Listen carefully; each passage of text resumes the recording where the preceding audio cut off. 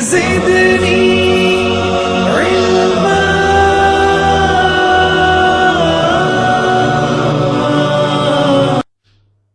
Set हो गया। ये वो आ रहा है, इसको करो, बल्कि बंद कर दो, जो है खिड़की पीछे से बंद कर दो, हवा आएगी ना तो वो फिर निकलेगा। हाँ ठीक है, अब ठीक रहेगा। चलो बुक्स किस किस के पास है? बुक है कोई नहीं? बुक ले आओ यार। कहाँ से करवा रही हो? वहां चली जाओ ना।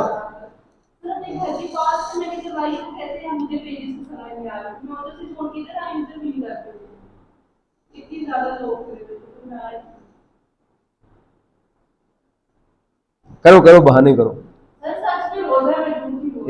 ये जो फीमेल टीचर्स होती है ना, वैसे ही बड़े बहाने लगाती हैं। नहीं मान गया मैं, मान, टेंशन नहीं है।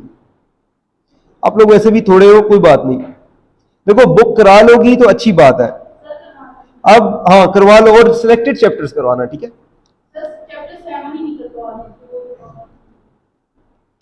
अच्छा जी, चैप्टर 7 हम लोगों ने कल तक जो पढ़ी थी चीज, उसमें कोई इश्यू तो नहीं है? तो वो वीडियो देख लेना ना, ठीक है? हाँ हाँ अपलोड कर दो। नॉर्मली नहीं ला, मैं टेस्ट नहीं करता उन टेक्निक्स पे। है सही है, लेकिन आज वाली जो टेक्निक्स है ना वो इंपॉर्टेंट है।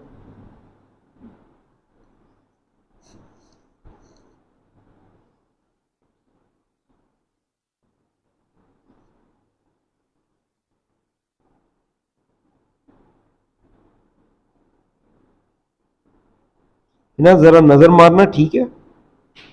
हिला तो नहीं है, बल्कि वो आप ज्यादा करीब हो, ठीक है? हिला शिला तो नहीं है? चलो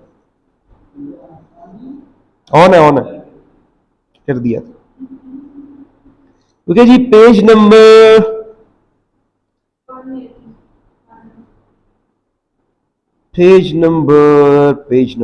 हाँ, पेज नंबर जाते हैं जी 224, इनफैक्ट 225, बुक का पेज नंबर, चैप्टर 7 225। हाँ हाँ पढ़ लिया ना, चैप्टर 7 कल हमने स्टार्ट किया था।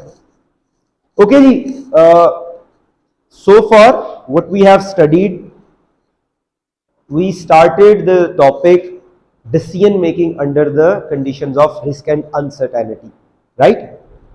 जिसमें हम लोगों ने कहा कि रिस्क क्या होता है? रिस्क होता है where you know the outcome का पता है और प्रोबेबिलिटी ऑफ आउटकम भी पता है, while uncertainties you don't know the probability of outcome, ठीक है?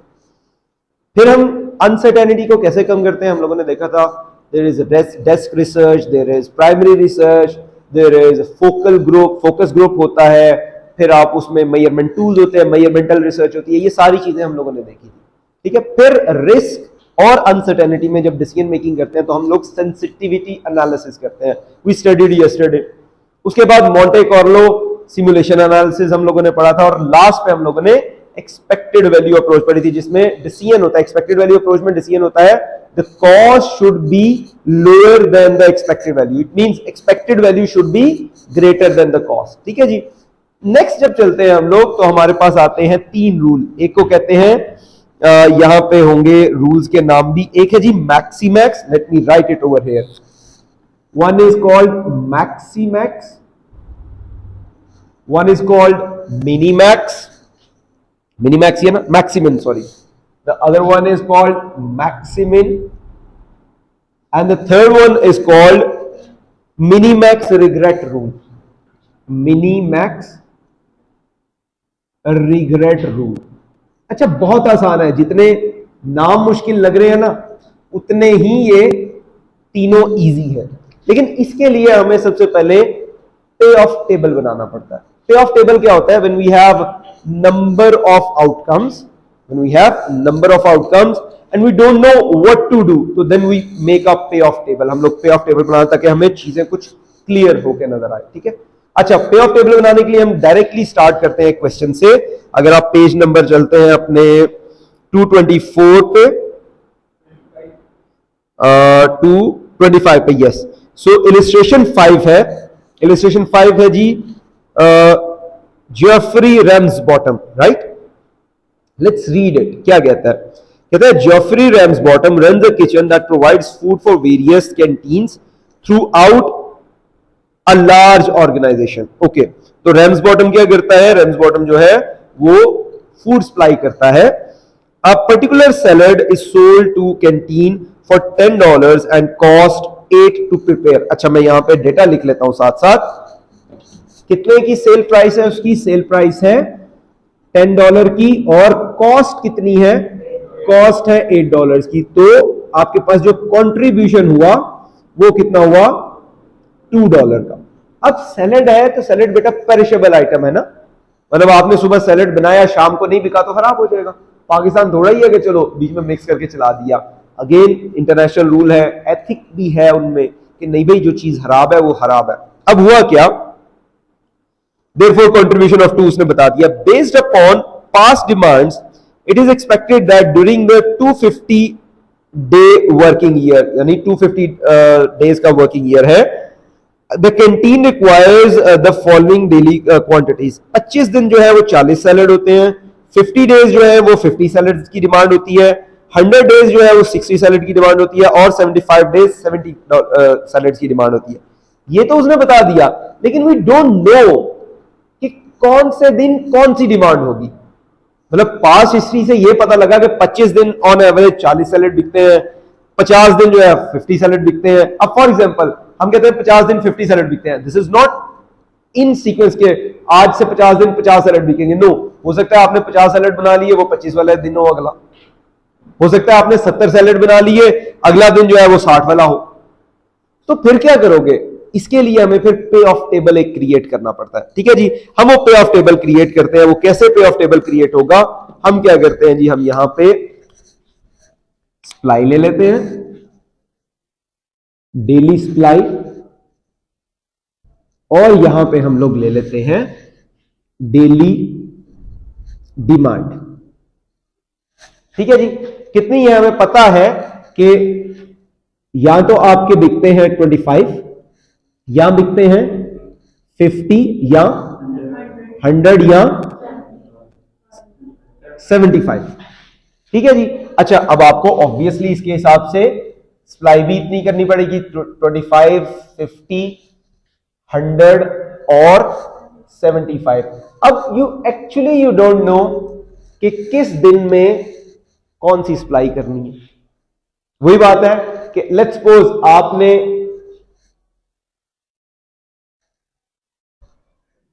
आपने सप्लाई कर दी है 100, ठीक है, लेकिन उस दिन क्या था? ये 100 डेज है कि सप्लाई आपने बताई है? जरा मुझे ये बता देना। हाँ बेटा, मैं सैलेड्स की पूछ रहा था ना आपसे। सैलेड्स बताओ कितने कितने? 40, 50, 60, 70। अच्छा, अब ठीक हो गया ना ये। 40, 50, 60 और 70। दो हम लोग इसको एक और चीज यहां पे ऐड कर सकते हैं, हम प्रोबेबिलिटी भी लिख सकते हैं यहां पे, अगर हम लोग लिखना चाहें। अभी जरूरत नहीं है, we can write probability. Probability कैसे लिख सकते हैं? हमारे पास टोटल डेज कितने हैं? टोटल है 250 डेज। अब जरा मुझे बताओ कि 25 डेज जो है वो बिकेंगे कितने? ऊपर लिखता हूं, 25 डेज जो है वो प्रोबेबिलिटी है, sorry 25 days out of 250 probability है। ये प्रोबेबिलिटी आ जाएगी कितनी? 0.10। ठीक है। अच्छा, आगे क्या है? 50 है, 50 डेज की भी है, 50 डिवाइड बाय 250 0.20। अच्छा, 70, 100 है आगे, 100 days divide by 250 0.40, and last पे 75 है, 75 डिवाइड बाय 250 0.30। जब आप इन सबको ऐड करेंगे तो आपके पास वापस 100 आएगा। तो ये प्रोबेबिलिटीज भी निकल आई अगर जरूरत हो। अभी हमें जरूरत नहीं, पे ऑफ टेबल में नॉर्मली प्रोबेबिलिटीज की जरूरत नहीं होती। अच्छा, अब होगा क्या? अब पे ऑफ टेबल बनाते हैं। सबसे पहले हम यू स्टार्ट करते हैं, ठीक है, क्योंकि डिमांड, लेट्स सपोज डिमांड थी 40 की, डिमांड थी 40 की, आपने भी 40 ही सप्लाई किए उस दिन, डिमांड थी 40 की, आपने 40 ही सप्लाई किए उस दिन, तो क्या होगा 40 मल्टीप्लाई बाय 2, आपके पास $80 का कंट्रीब्यूशन आप कमा लेंगे। अब हम पे ऑफ टेबल बना रहे हैं। अच्छा, डिमांड थी 40 की, लेकिन उस दिन आपने 50 सप्लाई कर दिए, तो हो गया क्या, जो 40 होंगे वो तो 2 के हिसाब से बिकेंगे, वो आ जाएंगे 80, लेकिन जो 10 ऊपर वाले होंगे जो जाया होंगे ना, ऑब्वियसली उनकी कॉस्ट कितनी है 8, तो $8 के हिसाब से 80 रुपीज की कॉस्ट भी होगी, तो what you will be having, you will be earning $0। ठीक है। अच्छा, अगर 40 की डिमांड थी, आपने 60 सप्लाई कर दिए, तो क्या होगा, जो 40 है वो तो 2 के हिसाब से आपको $80 देंगे, लेकिन जो ऊपर वाले 20 हैं वो जाया हो गए, और वो जाया जब हुए तो आपके कितने जाया हुए 160, तो आपके पास $80 का नुकसान हो गया, लॉस हो गया। अब उस दिन 40 की डिमांड थी, आपने सप्लाई कर दी है 70, जब 70 सप्लाई किए तो ऊपर वाले जो 40 हैं वो 280 आ जाएंगे, और 30 जो है वो 8 के हिसाब से नुकसान हो गया। सो व्हाट वी गेट $160 का लॉस हो गया। कोई सवाल?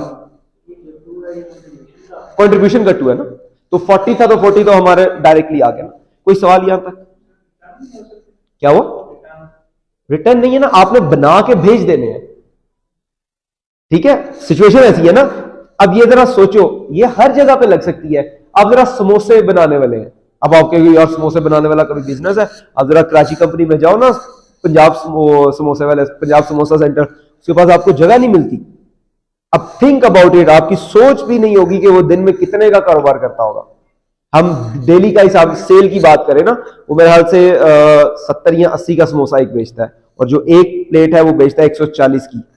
1 घंटे में, मैंने एक दिन उधर खड़े होकर ऐसे ही आइडिया लिया था, 1 घंटे में उसके पास कम से कम, वहां पे मैंने आइडिया लिया था, कम से कम 1 घंटे में उसके पास 100 to 150 कस्टमर होता है 1 घंटे में। अगर वो 12 घंटे भी काम करें, हम 150 लगाए, 150 को जरा मल्टीप्लाई करो, 150 से कर लो, हम 150 रखते हैं, मल्टीप्लाई बाय 8 करो, 1,80,000 की डेली सेल है, मल्टीप्लाई बाय 30 करो, ठीक है, ये मंथली सेल है।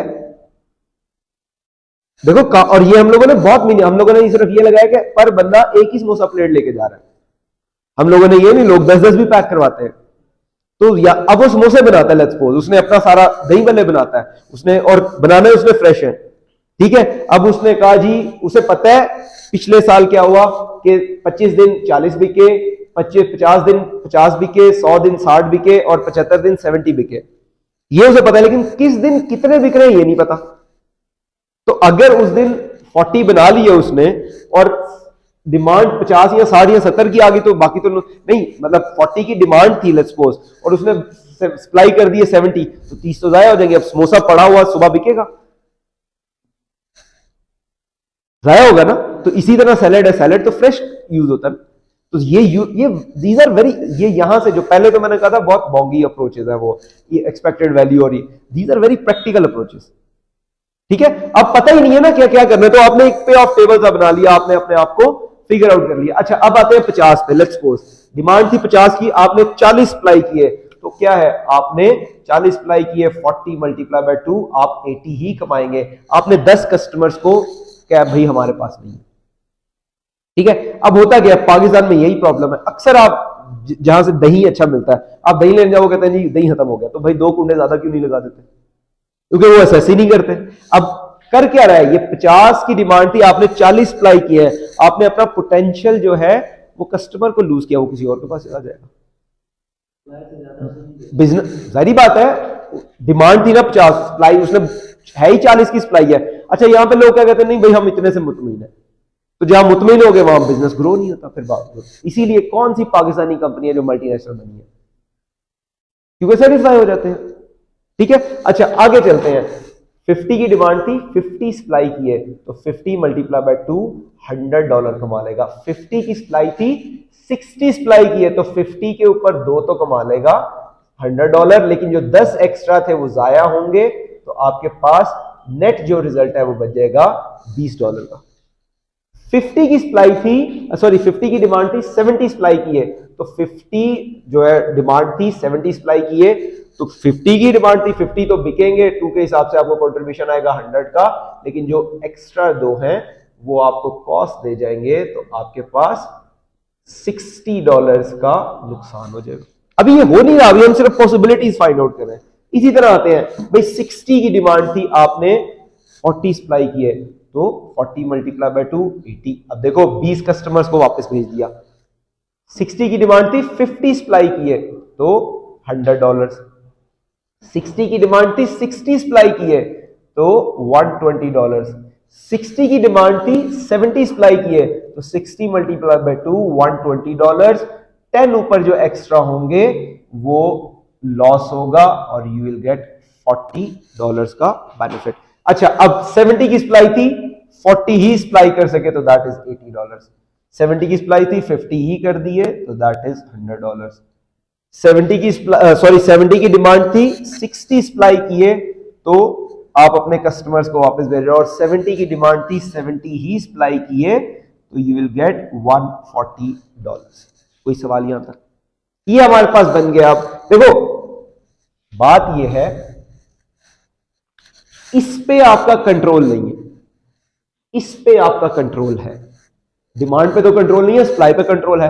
अब क्या करेंगे, ये जो रूल्स हम लोगों ने देखे थे, maximin maximax, maximin and minimax regret rule. पहले तो दो बहुत इजी है, द नेम इज मैक्सीमैक्स, दोनों चीजें मैक्स है। ये बंदा फुल रिस्क टेकर है, ये बन गया। अब इस बंदे से पूछेंगे, हाँ भाई तुम किस में जाओगे, वो कहेगा मैक्सीमैक्स, मैं 70 की सप्लाई में जाया करूंगा। उसे कहेगा भाई जिस दिन तूने 70 की सप्लाई में गया, अगर उस दिन डिमांड 40 की हुई तो क्या करेगा, डिमांड 40 की हुई क्या करेगा, वो कहेगा 160 का नुकसान तो होगा। उसने कहा अगर मेरा बिजनेस बढ़ गया तो मुझे 140 भी तो आया करेंगे। ये मैक्सीमैक्स वाला क्या जाएगा, वो मैक्सिमम कंट्रीब्यूशन को देखता है, वो लॉस की तरफ नहीं जाता। वो कहता नहीं नहीं लॉस नहीं करना, मतलब लॉस है तो ठीक है, उसके साथ बेनिफिट भी तो आ रहा है, तो वो क्या करेगा, वो सप्लाई करके अपनी डिमांड को इंक्रीज करने की कोशिश करेगा, वो मार्केटिंग करेगा, वो 2 बंदे और रख लेगा। तो मैक्सीमैक्स रूल क्या है कि वो मैक्सिमम को देखता है, दोनों मैक्सिमम है ना, तो मैक्सिमम को देखता है। अच्छा, उसके ऑपोजिट है मैक्सिमिन वाला, वो क्या करता है, वो लॉस को मिनिमाइज करता है। मैक्सिमिन मैक्सिमम लॉस को मिनिमाइज करता है, ये क्या करता है मैक्सीमैक्स, ये मैक्सिमम प्रॉफिट के ऊपर देख रहा होता है, मैक्सिमम को मैक्सिमैक्स करना है। मैक्सिमिन क्या कर रहा है कि जहां पे मैक्सिमम लॉस है उसको मिनिमाइज करना है। तो मैक्सिमम लॉस सबसे ज्यादा किधर आ रहा है, इसमें, तो वो तो नहीं जाएगा। फिर देखते हैं, फिर किधर आ रहा है, फिर इधर आ रहा है, इसमें भी नहीं जाएगा। फिर किसमें आ रहा है, इसमें नो प्रॉफिट नो लॉस, इसमें भी जाएगा। वो किसमें जाएगा, वो 40 सप्लाई करने में जाएगा। ये कौन जाएगा जी, ये जाएगा मैक्सिमिन वाला। और इस पे कौन जाएगा, इस पे जाएगा मैक्सीमैक्स वाला। ये डिसीजन मेकिंग है ना, मैक्सिमिन वाला। मैक्सिमिन वाला क्या कर रहा है कि जो मैक्सिमम लॉस है उसे मिनिमाइज करना है, जो मैक्सिमम लॉस है उसकी तरफ नहीं जाना, वो चांसेस मिनिमाइज हो। तो मैक्सिमम लॉस, वो लॉस को देख रहा है। वो कहते हैं ना, एक ग्लास होता है ना, वो आधा भरा होता है पानी का, ठीक है। तो जो ऑप्टिमिस्टिक है ना, उससे पूछते हैं व्हाट डू यू सी, तो वो कहता है हाफ फुल। जो पेसिमिस्टिक होता है ना, उससे पूछते हैं व्हाट डू यू सी, वो कहता है हाफ एम्प्टी। पानी वही है आधा ग्लास, लेकिन जो पेसिमिस्ट है वो एम्प्टी वाले पे फोकस कर रहा है कि आधा हो गया। जो ऑप्टिमिस्टिक है वो फोकस कर रहा है कि आधा तो है ना, आधे से काम चल जाएगा। तो ये बेसिकली पेसिमिस्ट है, ये ऑप्टिमिस्टिक है। तो ऑप्टिमिस्टिक वाला मैक्सिमम को मैक्सिमाइज कर रहा है, ये कह रहा है कि जो मैक्सिमम लॉस है ना उसको मिनिमाइज करना है। ये लॉस है ना, इस वाले में लॉस आ रहा है ना, अगर वो 70 सप्लाई करता है तो लॉस आ रहा है ना, तो इस पे तो नहीं जाएगा वो। फिर वो डिसाइड करता है, अच्छा 60 पे देखते हैं, 60 पे भी लॉस आ रहा है, कहता नहीं भाई इसको भी नहीं जाना। अच्छा 50 पे सप्लाई करने पे जाए, 50 पे, तो 50 पे वो ये नहीं देख रहा कि 100 रुपए आ तो रहा है, वो ये देख रहा है कि जा कितना रहा है, तो इस पे zero, no profit no loss, कहता है नहीं नहीं ये भी नहीं करना। वो आता है 40 पे उसको 80 मिलता, कहता है इस पे चलते हैं, दिस इज गुड। तो मैक्सिमम लॉस वाली कंडीशंस को वो मिनिमाइज कर रहा है। तो इन सारी कंडीशन को उसने मिनिमाइज किया। वो कहता है ये ठीक है, कुछ तो आ रहा है ना, मैं इस पे जाता हूं। तो जीरो तो कुछ नहीं है ना, कॉस्ट लगा रहा है, पैसा को नहीं आ रहा। मैं आपको कहूं आपने बिजनेस करना है, 5 साल कुछ नहीं आएगा, करोगे? यही पैसिमिस्टिक है ना। क्यों नहीं सोच रहे क्यों नहीं आएगा? सर बिजनेस कर रहे हैं, पैसा क्यों नहीं आएगा? This is optimistic and pessimistic approach. क्यों नहीं आएगा भाई? बिजनेस कर रहा हूं, बिजनेस कर, देखो आप बिजनेस ही ये सोच के करो कि मैं नुकसान बेयर करना है, तो नुकसान ही होगा। कौन बिजनेस स्टार्ट करता है ये सोच के कि मैंने नुकसान करना है? हो जाए नसीबों की बात है, लेकिन कौन ये सोच के करता है? Got it? अब आते हैं, अब मजे की बात आई, मिनिमैक्स रिग्रेट रूल। ये दो क्लियर है, कोई issue? Minimax regret rule, regret को मिनिमाइज करना है, मैक्सिमम, ये दोनों को मिला के पढ़ो, मैक्सिमम रिग्रेट को मिनिमाइज करना है। ठीक है, ये इसको यूं मिला के पढ़ो कि मैक्सिमम लॉस को मिनिमाइज करना। ठीक है, और मिनिमैक्स रिग्रेट क्या है? कि मैक्सिमम रिग्रेट को मिनिमाइज करना है। उसके लिए हमें क्या करना पड़ेगा? उसके लिए हमें टेबल को रीस्टेट करना पड़ेगा। ठीक है, टेबल को रीस्टेट करेंगे, इसकी फोटो लेनी है? हाँ ठीक है, अब देखो मैं इसी को रब करके इसको करूंगा। ठीक है, बल्कि बना लेते हैं, नीचे बना लेते हैं, ये घुमाने वाला है। बेटा अगर 70 सप्लाई करेंगे तो कितना लॉस है? लॉस है ना, तो ये तो लॉस तो नहीं उसे बर्दाश्त, कहता नहीं नहीं 70 में नहीं जाना। 60 सप्लाई, ये डिसीजन उस, हाँ तो मिनिमाइज करके नहीं सेलेक्ट कर रहा ना, इसमें जा रहा है इसीलिए तो। ठीक है, गॉट इट? अच्छा, अब हम ना इसी टेबल को, इसको मैं मिटाने लगा हूं फिलहाल, इसी टेबल को ना मैं रीस्टेट करूंगा, रिग्रेट टेबल में बदलूंगा। ठीक है, ऊपर वही रहेगा 40 वगैरह।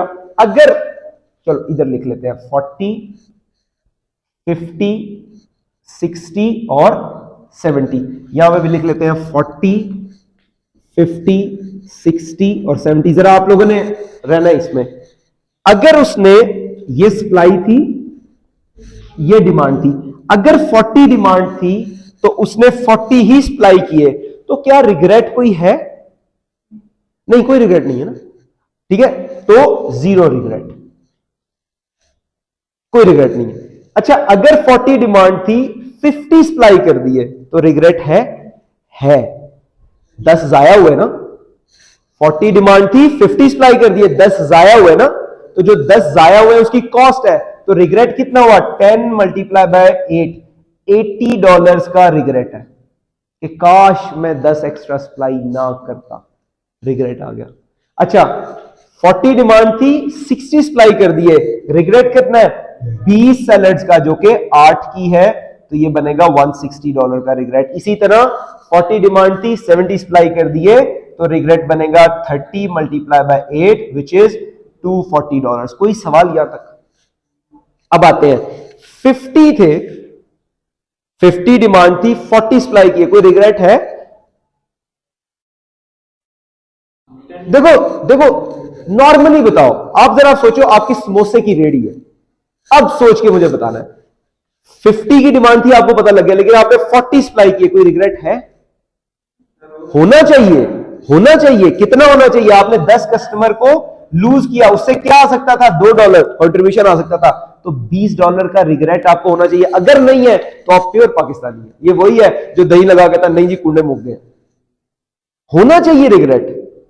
ठीक है, 50 डिमांड थी, 50 सप्लाई की, कोई रिग्रेट है? कोई रिग्रेट नहीं है। 50 डिमांड थी, 60 सप्लाई की, रिग्रेट है? हाँ है, 10 का 8 के हिसाब से $80। 50 डिमांड थी, 70 सप्लाई कर दिया, रिग्रेट है? बिल्कुल है, 20 का 8 के हिसाब से कितना आ जाएगा? $160। कोई सवाल यहां तक? थोड़ा सा डब्बे लगा देते हैं, आप लोगों के लिए इजी रह जाएगा। अच्छा जी, आगे चलते हैं। 60 की डिमांड थी, सप्लाई किए 40, रिग्रेट है? यस, बिल्कुल रिग्रेट है। 20 हम लोगों ने लूज किया, तो रिग्रेट है $40 का। 60 की डिमांड थी, 50 सप्लाई की है, रिग्रेट है? बिल्कुल है, 10 मल्टीप्लाई बाय 2, $20 का। 60 की डिमांड थी, 60 सप्लाई की है, रिग्रेट है? No regret. 60 की डिमांड थी, 70 सप्लाई कर दी है, रिग्रेट है? बिल्कुल है, $80 का। ठीक है, 70 में आते हैं। 70 में 70 की डिमांड थी, 40 सप्लाई की है, रिग्रेट है? बिल्कुल है, 30 मल्टीप्लाई बाय 2, $60। 70 की डिमांड थी, 50 सप्लाई की है, 20 का regret.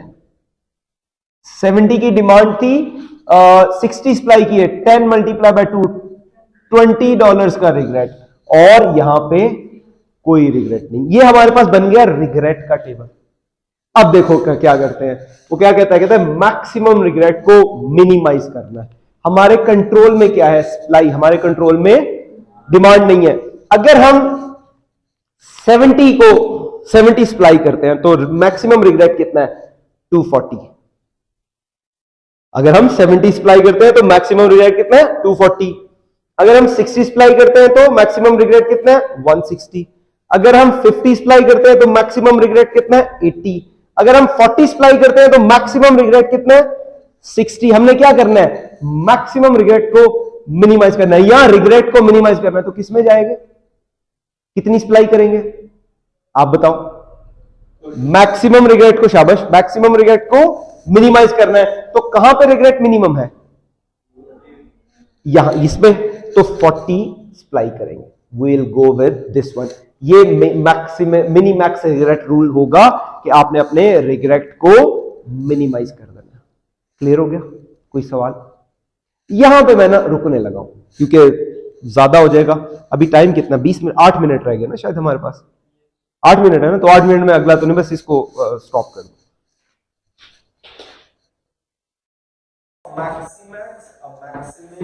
or a person will be reacting in that situation and how to reduce, how to minimize the maximum regret. ठीक है? अच्छा, इसी के साथ हम इसी से कनेक्ट करते हैं। अब चलते हैं। देखो सिचुएशन क्या थी, जरा हम सिचुएशन को डिस्कस करते हैं। सिचुएशन ऐसी थी कि जॉफरी साहब जो है, जो भी था, जॉफरी रैम्स ऑटोमेशन ऐसे ही था, उस साहब ने सैलेड बेचने थे। He doesn't know कितने सैलेड किस दिन बेचे, क्योंकि उसे पता था साल के कुछ दिनों में इतने सैलेड बिकते हैं, साल के कुछ दिनों में। अगर हम लोग टू बी प्रिसाइजली यहाँ पे देखें तो मुझे, मैं यहाँ से देख लेता हूँ, वो था जो हमारा पे ऑफ टेबल था, डिमांड 40, 50, 60 और 70 की थी, और ये थी डिमांड। और ये किस तरह से हो गया था जी, कि जो 8 सैलेड बिकते हैं वो 25 डेज है। ठीक है,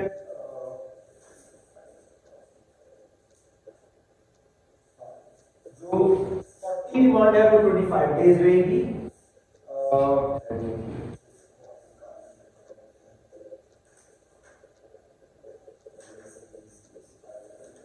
25 डेज।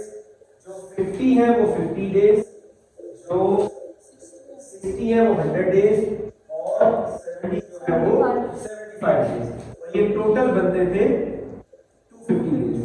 अच्छा, यहां से हम लोगों ने इसकी प्रोबेबिलिटी भी निकाल दी थी, जो कि हमारे पास प्रोबेबिलिटी आती थी कितनी? That was 0.10, this was 0.20, this was 0.40 and this was 0.30। तो ये 100 पूरा भी हो जाता है। ठीक है।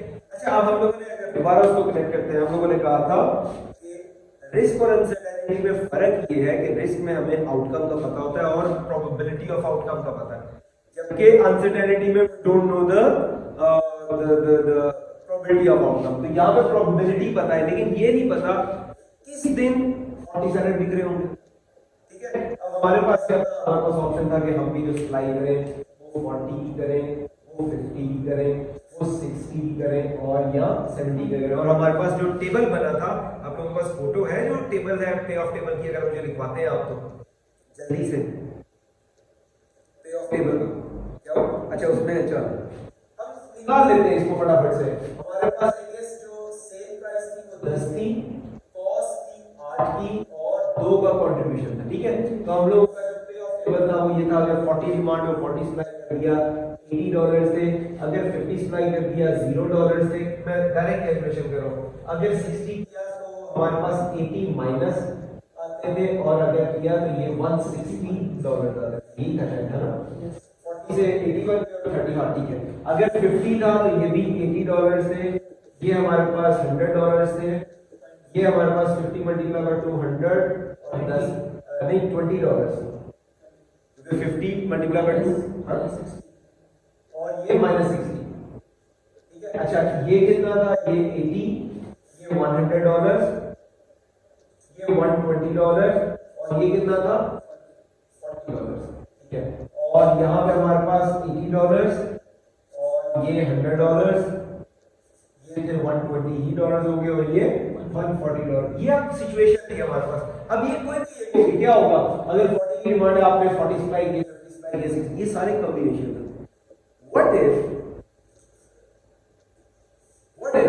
यू गॉट अ सॉफ्टवेयर जिसमें आपने सिस्टम ऐसा बनाया या कोई भी सिस्टम बनाया, इंफॉर्मेशन सिस्टम कहते हैं, जिसमें जो कस्टमर है वो एक दिन पहले ऑर्डर करेगा, तो होगा क्या, एक दिन पहले you have in your palm कि how many salads I have to make, ठीक है। तो फिर उस दिन पता लग जाएगा कि वो कौन से 25 दिन होंगे जिस दिन 40 बिकेंगे, वो कौन से 50 डेज होंगे जिस दिन 50 बिकेंगे, वो कौन से 100 डेज होंगे जिसमें 60 बिकेंगे, वो कौन से 75 डेज होंगे जिसमें 70 बिकेंगे। लेकिन उस इंफॉर्मेशन सिस्टम की कोई कॉस्ट,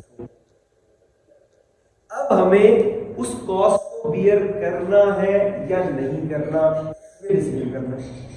अगर तो देखो अगेन यू रिमेंबर, मैंने आपको यहाँ आपको कहा था बीच में हाथ ड्रॉप देना था, नहीं, क्योंकि cost more than benefit.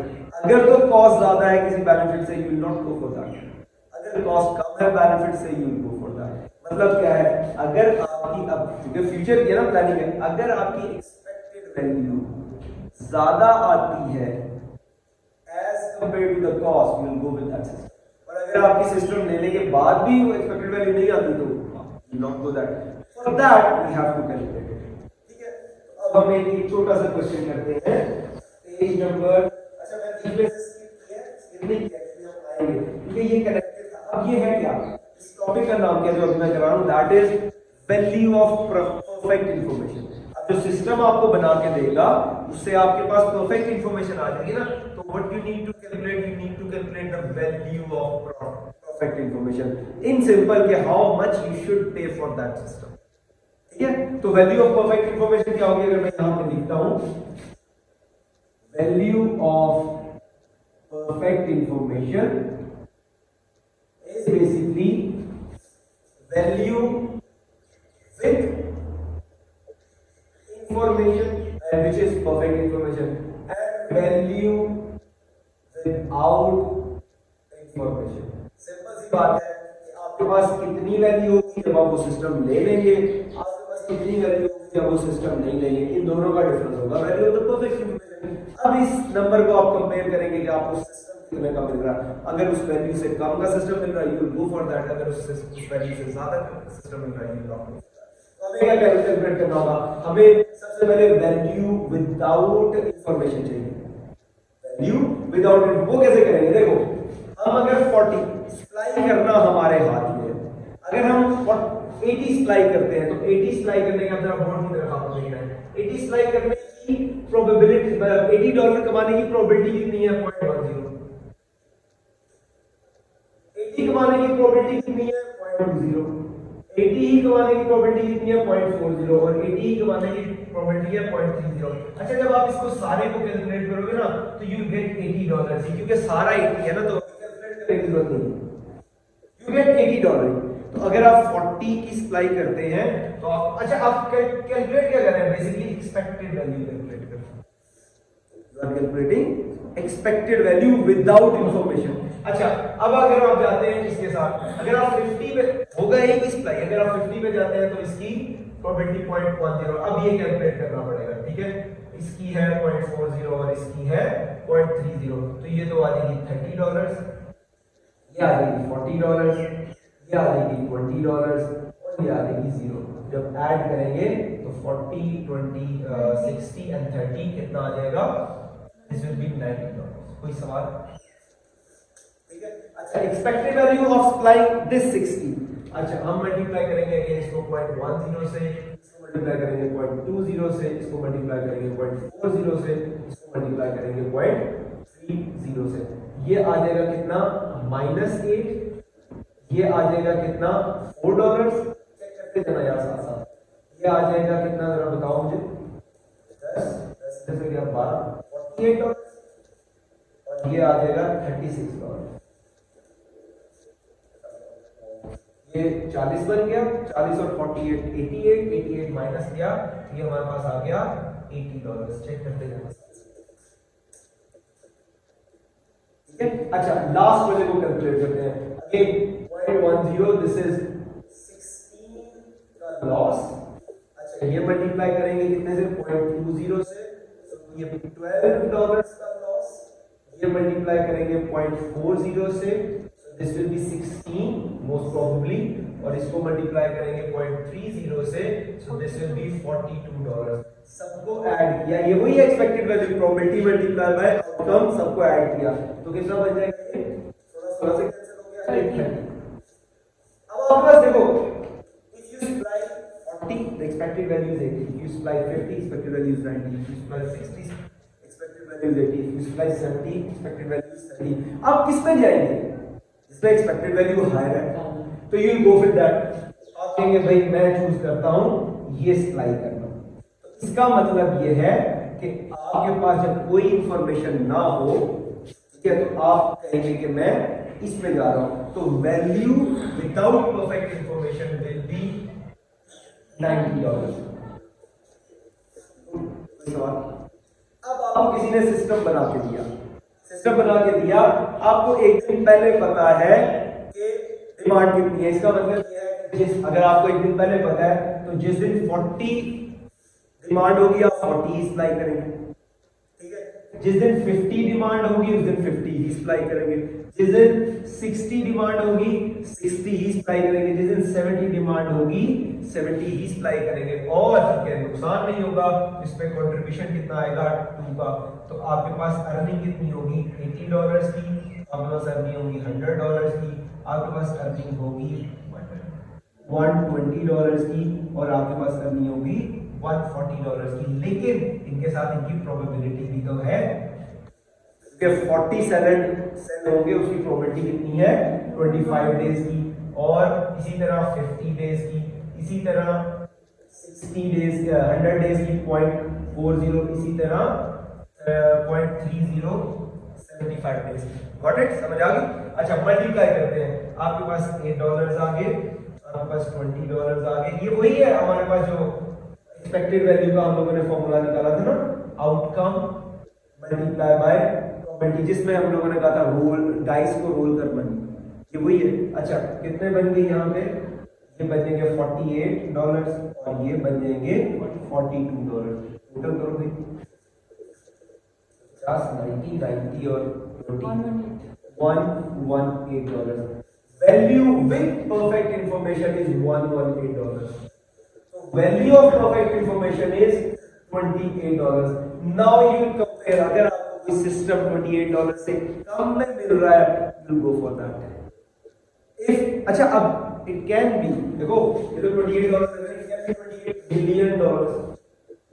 It can be software बनवाते हैं ना, तो it can be $118 million, $90 million.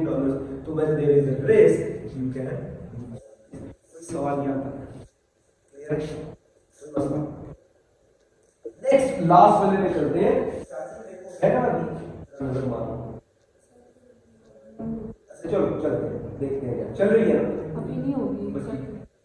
अच्छा हम चलते हैं, टाइम क्या हुआ हमारे पास, टाइम है हमारे पास आगे। हम लास्ट ये मैंने अभी आपको रजिस्ट्रेशन और एग्जांपल्स का पता नहीं होता, मैं टॉपिक वाइज चल रहा हूं। ये लास्ट टॉपिक है, टॉपिक नंबर 1। तो असल में पेज नंबर बताएं बेटा, पेज नंबर है ये 234। असल में प्रॉब्लम पता है क्या है, प्रॉब्लम ये है इस बुक में भी ना उसने, इधर देखिएगा, उसने ये वाला जो टॉपिक है ना उसको बिल्कुल एंड पे रखा है, इसमें एक और नया टॉपिक डाल के, जबकि पे ऑफ टेबल से ये टॉपिक अटैच होना होता है, वो पे ऑफ टेबल से ही निकला, तो मैं फिर इसको इकट्ठा पढ़ा देता हूं। इसकी फोटो लेनी अच्छा वीडियो है, बिल्कुल बिल्कुल। अब हम बेटा चलते हैं इसमें डिसीजन, अब इसमें चलेंगे डिसीजन पेज नंबर 30 पे चलते हैं। Everyone is there? Everyone is there? Let's read it.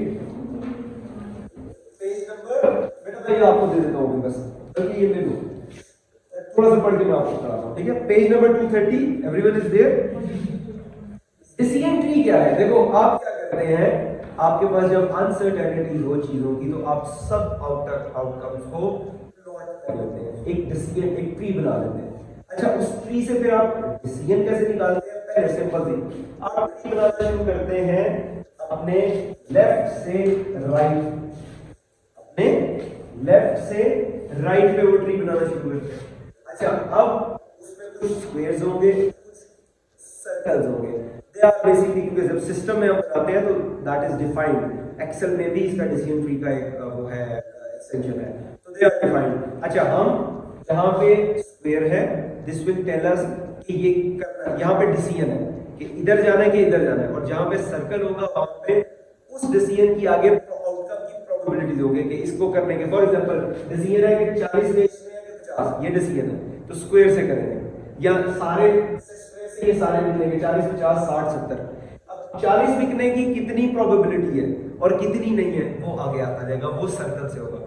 तो ड्रॉ करते करते लेफ्ट से राइट जाएंगे, और उलट तो नहीं कह रहा, लेफ्ट से राइट जाएंगे और फिर हर सर्कल पे हम एक्सपेक्टेड वैल्यू कैलकुलेट करते करते वापस स्क्वायर पे आएंगे, तो अल्टीमेटली स्क्वायर पे आके हमारे पास एक्सपेक्टेड वैल्यू होगी, and will decide whether we should go for it और, ठीक है जी।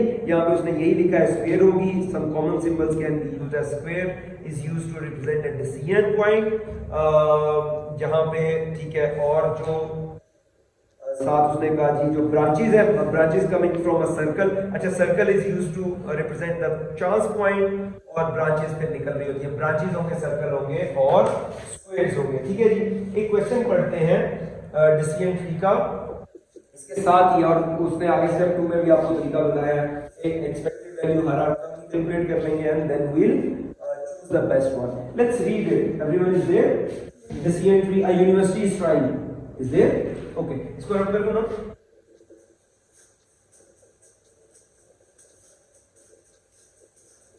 What it says,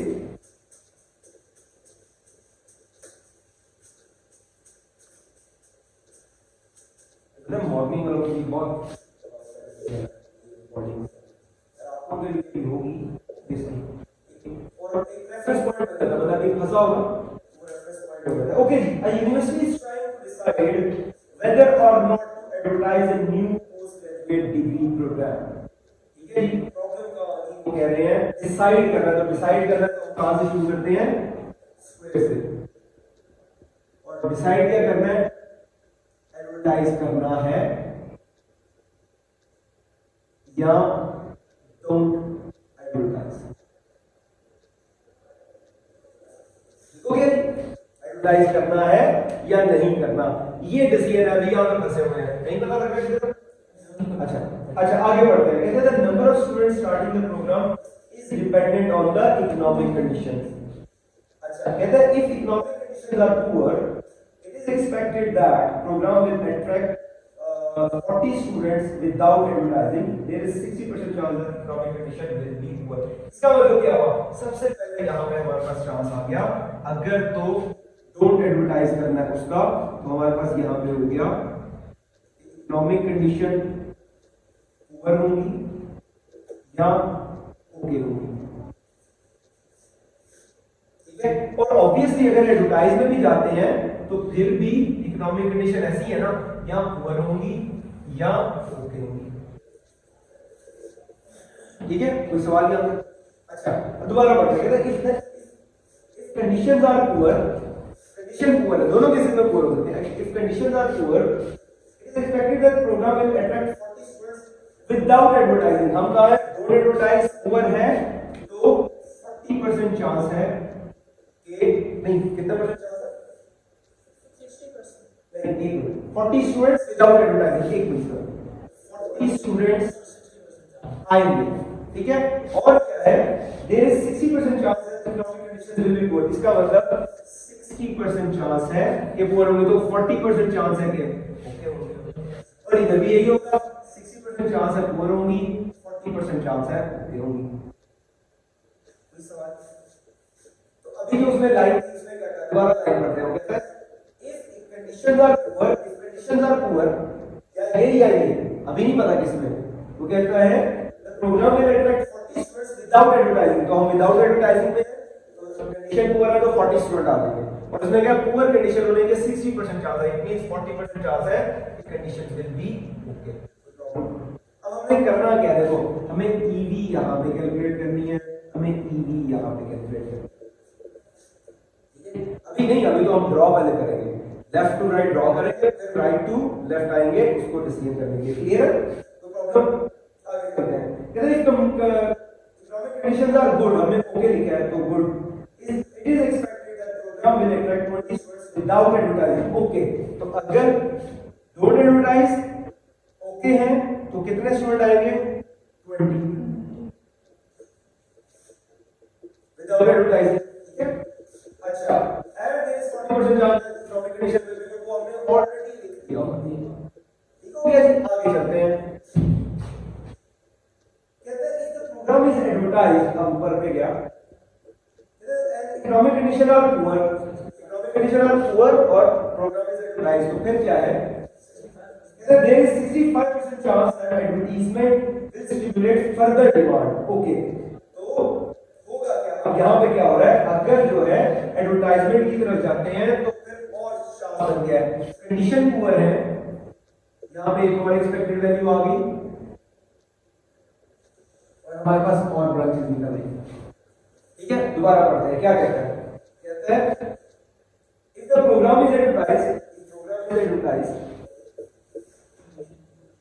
conditions are poor, there is 65% chance that advertisement will stimulate further demand and student will increase to 50। अच्छा,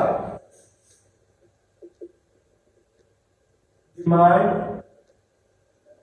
increase कितने chance है, 65%, और student चला जाएगा 50 students पे। अच्छा, demand no change in demand, demand में कोई चेंज नहीं होगा, उसकी कितनी है 35%। अगर 65% डिमांड स्टिमुलेट हो रही है तो 35% तक चेंज नहीं होगा, ठीक है।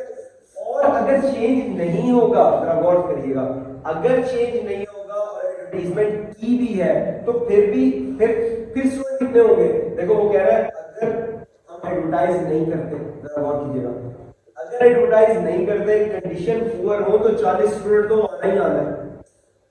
तो अगर आपने कंडीशन पुअर थी, एडवर्टाइज किया तो डिमांड चलेगी ज्यादा, एडवर्टाइज किया लेकिन 35% चांस है डिमांड नहीं बढ़ेगी, तो डिमांड अगर नहीं बढ़ेगी तो 40 स्टूडेंट तो फिर भी आने ही आने हैं। देखो आप एडवर्टाइज नहीं करते, कंडीशन पुअर हो तो 40 स्टूडेंट तो आने ही आने हैं। अब आपने डिसाइड किया एडवर्टाइजमेंट करनी है, कंडीशन पुअर होगी, अगर कंडीशन पुअर होगी और 65% चांस है कि डिमांड बढ़ जाएगी उससे, तो 50 पे चला जाएगा। अगर डिमांड नहीं बढ़ेगी तो 40 स्टूडेंट तो होंगे ही होंगे ना, ये वाले, ठीक है। अच्छा, अब आते हैं आगे बढ़े, क्या कहते हैं, economic condition are good, there is 25% chance advertisement will stimulate further demand and number will increase to 25। Okay, अब यहां पे आ गया एक और, यहां पे अगेन वही आ जाते हैं, डिमांड इंक्रीज नो चेंज। अच्छा, डिमांड इंक्रीज होने के कितने परसेंट चांस है, 25%, इसका मतलब 75% है कि नहीं होगा। अगर 25% होगा तो कितने स्टूडेंट आएंगे, 25 स्टूडेंट्स, और अगर नहीं होगा, अब देखो अगर कंडीशन ओके है तो 20 स्टूडेंट्स तो वैसे ही आने हैं, तो बाकी भी कितने आएंगे, 20 स्टूडेंट्स। कोई सवाल? अब हमें क्या करना है, ईवी यहां पे भी निकालनी है, ईवी यहां पे भी निकालनी है, ठीक है। अब देखो अगर पैरेलल डिस्टेंस देखे ना तो पैरेलल डिस्टेंस क्या होते हैं, EVA अगर मैं कहूँ EVA 1 और EVA 2, इन दोनों को कंपेयर करना है। फिर कहां पे आ जाएगा, यहाँ पे EVA1 AA2 यहाँ पे नहीं, तो यहाँ पे यहाँ आएगी, पहले यहाँ पे आएगी, इसको कैलकुलेट करके फिर वापस आएगी। कोई सवाल नहीं आता। अब ऑब्वियसली हमें इसको जस्ट अ नंबर, हमें इसको किस में लाना है, डॉलर्स में लाना है ना, इसको डॉलर्स में नहीं है। वो क्या कह रहा है यहाँ पे, कहता है profit expected before deducting the cost of advertising which is 15,000, तो एडवर्टाइजमेंट की कॉस्ट कितनी है, कॉस्ट ऑफ एडवर्टाइजिंग कितनी है 15,000, तो वो कितनी कितनी है कि वहां से क्या आएगा फायदा, उसमें क्या कि अगर 15 स्टूडेंट्स होंगे 10,000 आएगा, हमारा 15 स्टूडेंट्स नहीं है तो इनकम नहीं है। अच्छा अगर 20 होंगे तो 15,000 आएगा, 20 होंगे तो $15,000। अच्छा आगे क्या है, 25 होंगे तो कितने, $40,000। अच्छा अगर जो है 20 स्टूडेंट्स होंगे, वापस इधर आते हैं, $15,000। अच्छा अगर 25 स्टूडेंट्स होंगे तो 25 पे कितने, 40,000। अच्छा ये सॉरी ये $40,000। अच्छा अगर 40 स्टूडेंट्स होंगे तो कितने, $1,15,000, और यहाँ पे भी $1,15,000, और अगर 50 होंगे तो फिर कितना, $165,000। कोई सवाल, बस हमने कुछ नहीं किया, जो जो उसने डिमांड बताई है उस हिसाब से हम लोगों ने, और डिमांड नहीं जो इंक्रीज बताया हम लोगों ने लिख दिया। कोई सवाल क्या, क्लियर है? ओके अब हम क्या करते हैं, अब हम ट्री तो हमारा बन गया, अब हम लोगों ने लेफ्ट से राइट आना, उसी तरह आउटकम को प्रोबेबिलिटी से मल्टीप्लाई करके, अब हम आउटकम को प्रोबेबिलिटी से मल्टीप्लाई करेंगे। यहाँ पे कितनी है, आउटकम है 165,000 मल्टीप्लाई बाय 0.65, बताओ कितना आता है,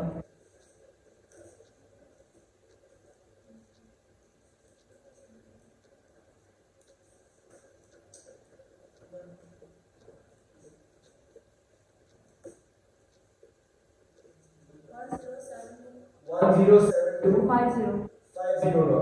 अच्छा ये है 35% डिमांड, तो इसको मल्टीप्लाई करेंगे 1150। ये हम वही कर रहे हैं, आउटकम मल्टीप्लाई बाय प्रोबेबिलिटी, और कुछ नहीं कर रहे। कितना, $40,250।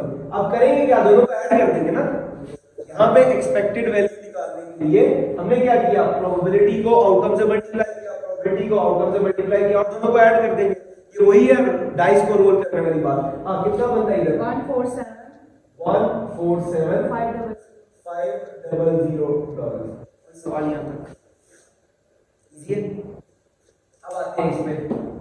अच्छा जी हमारे पास 40 स्टूडेंट्स, 40,000, 25 स्टूडेंट का 40,000 मल्टीप्लाई बाय कितनी है, प्रोबेबिलिटी 25%, बताओ कितना होता है, 10,000।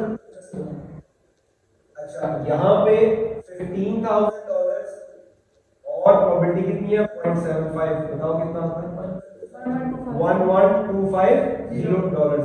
अगेन दोनों को ऐड कर देंगे यहाँ पे, तो कितना आ जाएगा, $21,250।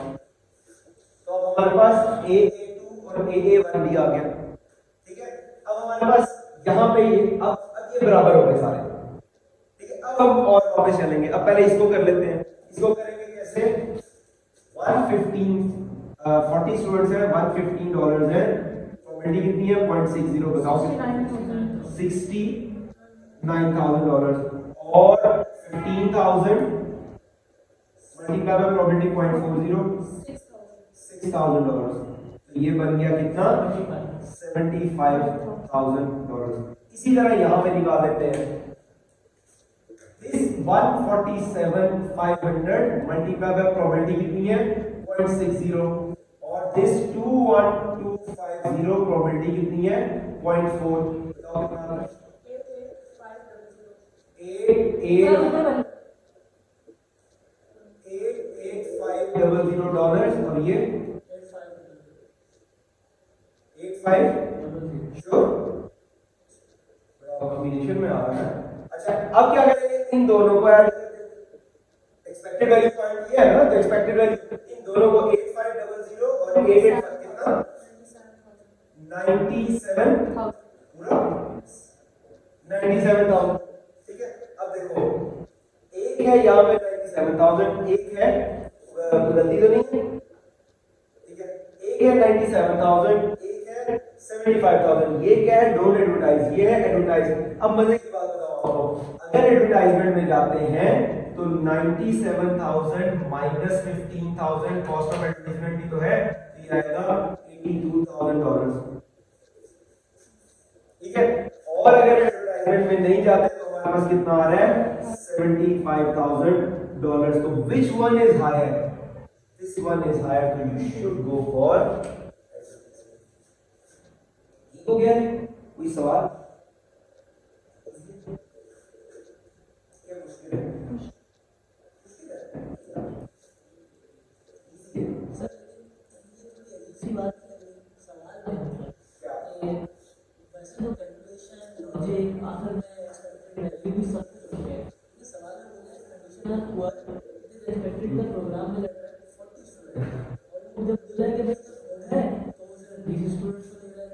आपका मैं इसको आपका क्वेश्चन ये है कि शायद इसमें माइक बना रहा हूँ। आपका क्वेश्चन ये है कि जब कंडीशन बुरी है तो स्टूडेंट ज्यादा आ रहा है, जब कंडीशन अच्छी है इकोनॉमिक तो स्टूडेंट कम आ रहा है। बेटा हम लोग हैं गुलाम कौम, हमारी सोच ही नहीं बाहर जाती।